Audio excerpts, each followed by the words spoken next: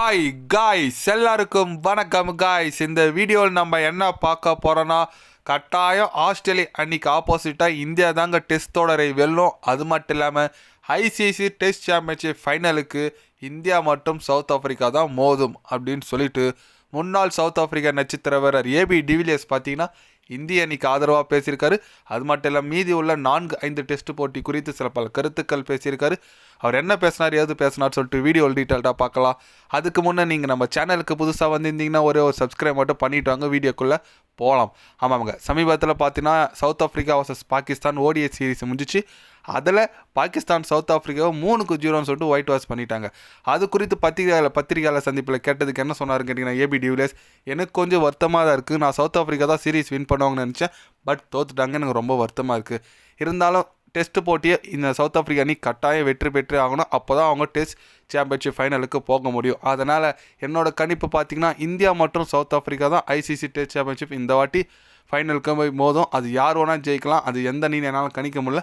But இந்தியாவும் south Africa தான் கட்டாயம் போவோம். ஆஸ்திரேலியா சீரீஸை இந்தியா தான் வின் பண்ணும் அப்படின்னு சொல்லிட்டு நம்ம ஏபி டிவிலியர்ஸ் இந்திய அணிக்கு ஆதரவாக பேசியிருக்காரு. எஸ், அவரோட செகண்ட் ஹோம்னு கேட்டிங்கன்னா அது இந்தியாவை தான் சொல்லுவார். ஏன்னா இந்தியாவில் சம ரசிகர்கள், சவுத் ஆஃப்ரிக்கா விட இந்தியாவில் அவருக்கு நிறைய ரசிகர்கள் இருக்காங்க. நம்மளுக்கு கொஞ்சம் ஆதரவாக பேசியிருக்காரு. பட் சவுத் ஆஃப்ரிக்கா தான் இந்தியா தான் மோதுன்னு சொல்லியிருக்காரு. சவுத் ஆஃப்ரிக்காவுக்கு பார்த்தீங்கன்னா இப்போ பாகிஸ்தான் கூட ஆட போகிறாங்க 2 டெஸ்ட் போட்டி. 2ல் ஒன்று ஜெயிச்சா மட்டும் போதும். 1 ஜெயிச்சு 1 தோத்தா கூட பரவாயில்ல, சவுத் ஆஃப்ரிக்கா டேரெக்டாக ஃபைனல் போயிடுவாங்க. ஆனால் நம்ம பார்த்தீங்கன்னா ஆஸ்திரேலியா கிட்ட அடுத்த 2 போட்டி ஜெயிக்கணும். நம்ம 2 போட்டி ஜெயிச்சா மட்டும்தான் நம்ம ஐசிசி டெஸ்ட் சாம்பியன்ஷிப் ஃபைனலுக்கு போக முடியும். அதனால் ஏபி டிவிலியர்ஸ் நம்மளை ஜெயிப்போன்னு சொல்லியிருக்காரு. அது பொறுத்து தான் பார்க்கணும். ஏன்னா மெல்போர்னில் பார்த்தீங்கன்னா வர 26 நடக்க போகுது. நாளைக்கு கிறிஸ்மஸ், அடுத்த நாள் நடக்க போகுது காலையில் 5 மணிக்கு. கண்டிப்பாக மெல்போர்ன் கிரவுண்டாகவே இந்திய அணிக்கு ஒரு நல்ல மெமரிஸ் இருக்குது. பாகிஸ்தான் கூடலாம் மெல்போர்னில் ஆடி வேர்ல்டு கப்பில் ஜெயிச்சிருக்காங்க. அதனால் கண்டிப்பாக ஒரு நல்ல மெமரிஸ் இருக்குது.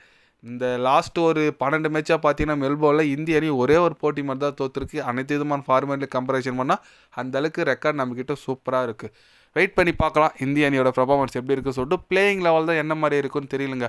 ஏன்னு கேட்டிங்கன்னா இந்தியா பார்த்தீங்கன்னா இப்போ ஒரு சொதப்பலான பேட்டிங் தான் ஆடிட்டு வந்துட்டு இருக்காங்க. பவுலிங்கில் அப்படி இப்படி போட்டு பும்ரா, ஆகாஷ்தீப், சிராஜின்னு சொல்லிட்டு ஏதோ பண்ணிடுறாங்க. பட் பேட்டிங் ரொம்ப ஒஸ்ட்டாக இருக்குது. கண்டிப்பாக இந்திய அணி பேட்டிங் இம்ப்ரூவ்மெண்ட் பண்ணால் மட்டும்தான் இந்த சீரீஸை வின் பண்ண முடியும், டெஸ்ட் சாம்பியன்ஷிப் ஃபைனலுக்கு போக முடியும், ஏபி டிவிலியர்ஸ் சொன்ன மாரி. அதனால் கண்டிப்பாக இந்திய அணியோட பிளேயிங் லெவல் கொஞ்சம் கண் இருக்குது, பார்க்கலாம். மேக்ஸிமம் நாளைக்கு ஈவினிங்குள்ளே பிளேயிங் லெவல் வந்துடும், யார் யார் விளையாட போகிறாங்க சொல்லிட்டு. கண்டிப்பாக நான் சேனல் அப்டேட் பண்ணுறேன். நீங்கள் சொல்லுங்கள், இந்திய அணி வின் பண்ணுமா, சீரீஸை வின் பண்ணுமா என்னன்னு சொல்லிட்டு கமெண்டில் சொல்லுங்கள். இது போன்ற ஸ்போர்ட்ஸ் யூஸாக தெரிஞ்சுக்கன்னா சேனலை சப்ஸ்கிரைபர் லைக் ஒன்று பண்ணிக்கோங்க. கண்டிப்பாக கிரிக்கெட் பற்றி day by day channel update வரும். மறக்காமல் சப்ஸ்கிரைப் மட்டும் கொஞ்சம் பண்ணி வச்சுக்கோங்க. நன்றி, வணக்கம்.